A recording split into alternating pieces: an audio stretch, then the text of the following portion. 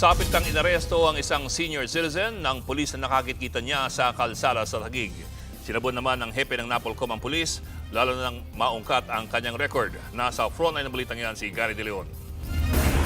Viral ngayon ang video na ito na nangyari sa Barangay Lower Bikutan, Taguig. Makikitang hinihila ng isang pulis ang driver ng puting utility van. Ano, nakamotor? Uy, senior na yan. Sir!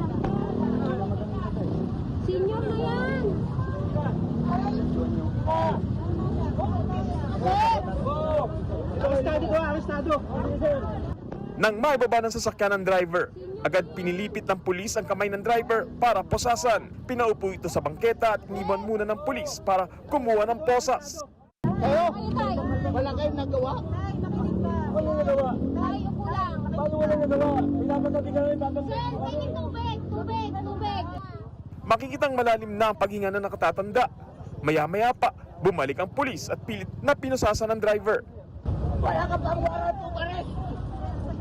Wala kang warrant of arrest!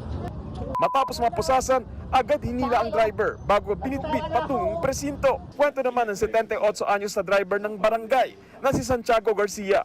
Pabalik na sana sila ng barangay nang makagitgitan nito ang isang kotse. At ang driver, ang pulis pala na nagpumilit magposas sa kanya. Dahil hindi ko hinihingi yung lisensya ko, hindi ko binigay. Ang sa akin na lang kumakapit na lang ako sa Manibela na hindi ako mahulog. Sabi sa akin, matanda ka, bastos ka, hindi mo ba ako nakikitang pulis ako?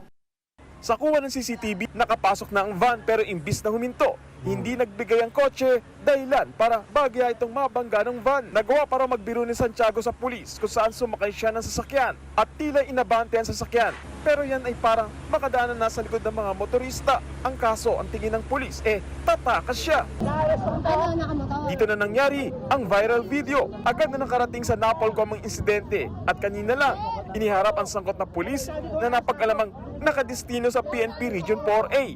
Depensa ng pulis.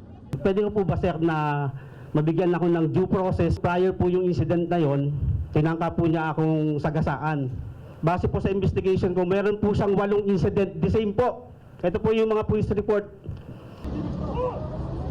Sa kabila ng paliwanag, naglabas ng record ang Napolcom na may patong-patong din na violation na nagawa ang pulis. May awol record din ito at nagbura ng isang blotter. Are you the same Corporal Suan who was demoted in December 2019? Yes sir, yes sir.